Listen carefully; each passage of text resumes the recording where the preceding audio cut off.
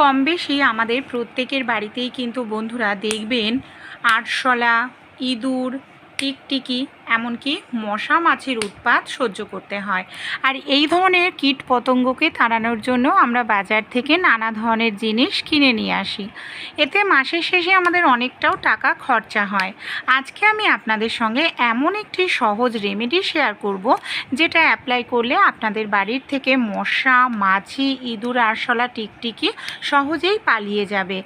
অনেকটা টাকাও খরচা হবে না এর জন্য, কারণ এই ধরনের কেমিক্যালযুক্ত জিনিস আমরা যখন ব্যবহার করি বাজার থেকে কিনে এনে, আমাদের কিন্তু শ্বাসকষ্ট, হাঁপানি, অ্যালার্জির মতো রোগ ব্যাধি দেখা দেয়।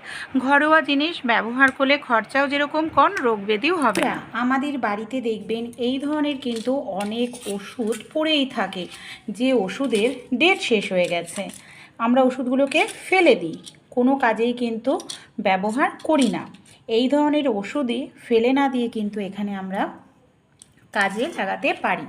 কি করতে হবে, এখানে আমি একটি পাত্র নিয়ে নিয়েছি। এখানে এমন ওষুধ নেব যে ওষুধগুলোর ডেট আমাদের শেষ হয়ে গেছে। সে যে কোনো ওষুধ আপনারা এখানে নিতে পারেন, যে কোনো বন্ধুরা। এই ওষুধগুলোই কিন্তু আমাদের বাড়ি থেকে ইঁদুর তাড়াবে, আরশোলা, টিকটিকি, সেই সঙ্গে মশা মাছি তাড়াতেও সাহায্য করবে। দেখুন এখানে কিন্তু আমি এখানে যে ওষুধগুলোকে নিয়েছি, কি করব, একটু থেতো করে নেব। থেতো বলতে গুঁড়ো করে নেব। গুঁড়ো করে নিলে ওষুধগুলো তাড়াতাড়ি মিশবে, তা না হলে কিন্তু অনেকটা সময় লেগে যাবে এই ওষুধগুলো মিশতে। দেখুন সবগুলো ওষুধ এইভাবে ভালো করে গুঁড়ো করে নিলাম। এবার কি করব, একটি পাত্র নিয়ে নেব, যে পাত্র কোনো খাওয়ার কাজেই ব্যবহার করি না। এই পাত্রের মধ্যে, মানে এই ওষুধের মধ্যে আমি দুটো জিনিস মেশাবো। এখানে আমি আগে থাকতেই বন্ধুরা গুঁড়ো করে রেখেছিলাম, সেটা হলো কর্পূর। কর্পূর নিয়ে নিলাম। কর্পূর কিন্তু বাড়ির থেকে আমাদের মশা তাড়ায়, আরশোলা, টিকটিকি তাড়াতে সাহায্য করে। কর্পূরটাকে দিয়ে দেখুন ওষুধের সঙ্গে খুব ভালো করে আমরা মিশিয়ে নেব। খুব সুন্দর করে মেশাতে হবে। তারপর আরও একটি জিনিস আমি এখানে গুঁড়ো করে নিয়েছি বন্ধুরা, কারণ ওটা নর্মালভাবে দিলে অনেকটা সময় লেগে যাবে। আমি একটি ন্যাপথলিন আগে থাকতেই গুঁড়ো করে নিয়েছি। ন্যাপথলিন প্রাণীর শরীরের জন্য ভীষণ ক্ষতিকর, আর ন্যাপথলিনের গন্ধ এতটাই স্ট্রং, বাড়ি থেকে মশা মাছি তো পালাবেই, সেই সঙ্গে ইঁদুর, আরশোলা, টিকটিকিও কিন্তু পালিয়ে যায় এর গন্ধের কারণে। খুব ভালো করে সব উপকরণ মিশিয়ে নেব। এখানে আমি যে জিনিসটা ব্যবহার করছি, ডেটল। ডেটল বা স্যাভলন, যে কোনো কিছুই আপনারা একটা ব্যবহার করতে পারেন। খুব ভালো করে দেখুন এটাকে না মেশাতে হবে। আর এই যে মিশ্রণটা আপনারা 1 মাসের জন্য তৈরি করে রাখুন, এটা সহজে নষ্ট হয় না, আর এর খরচাটাও কম পড়বে, বাড়ি থেকে পোকামাকড়ও পালিয়ে যাবে। এখানে আমি নিয়ে নিচ্ছি শ্যাম্পু।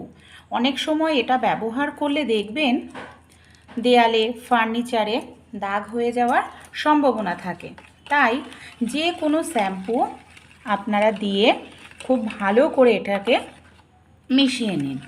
শ্যাম্পুটা দেওয়ার ফলে কখনোই দেয়ালে, ফার্নিচারে বা যেখানে ব্যবহার করবেন দাগ হবে না। এইভাবে দেখুন খুব ভালো করে মিশিয়ে নিলাম। আমি এর মধ্যে বেশি কিন্তু জল দেব না। এখানে আমি 1 গ্লাস পরিমাণ জলের ব্যবহার করব, কারণ বেশি জল দিতে গেলে কিন্তু সব উপকরণ বেশি পরিমাণে দিতে হবে, তা না হলে কিন্তু এর যে একটা স্ট্রং গন্ধ সেটা কিন্তু থাকবে না, আর গন্ধের কারণেই কিন্তু বাড়ি থেকে মশা, ইঁদুর, আরশোলা, টিকটিকি পালাবে। এবার আমরা কি করব, এই মিশ্রণটাকে আমি এখানে ঢেকে রাখব 10 মিনিটের জন্য। 10 মিনিট পর ফিরে এসেছি বন্ধুরা। মিশ্রণটা এখানে আমাদের ভিজিয়ে রেখেছিলাম, জলের সঙ্গে ভালোভাবে মিশে গেছে।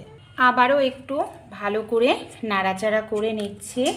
তারপর আমরা যে পাত্র খাবার কাজে ব্যবহার করি না সেই পাত্রের মধ্যে ছেঁকে নেব, কারণ এই যে অবশিষ্ট অংশটা এটা কিন্তু স্প্রে বোতলে দিলে স্প্রে বোতল নষ্ট হয়ে যাবে।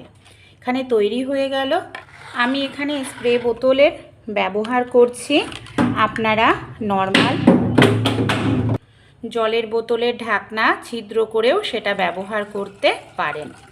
এই যে মিশ্রণটা ঢেলে নিলাম, এটা কিন্তু নষ্ট হবে না কোনোভাবেই, আমরা অনেক দিন এটাকে রেখে ব্যবহার করতে পারবো।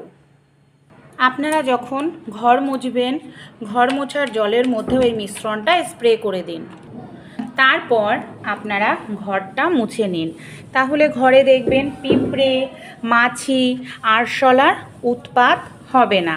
তাছাড়াও আপনারা যে কোনো জায়গায় মিশ্রণটা স্প্রে করুন, আলমারির পেছনে, ওয়াশিং মেশিনের পেছনে, সোফার নিচে, ওয়াশিং মেশিনের কিংবা ফ্রিজের পেছন দিকটায়, সেই সব জায়গাতে মশা, আরশোলা, ইঁদুরটিতে যেই সব জায়গায় বেসিন, সিঙ্ক রয়েছে সেই আনাচে কানাচে সব জায়গাতে মিশ্রণটা প্রত্যেক দিন দুবেলা করে স্প্রে করতে হবে।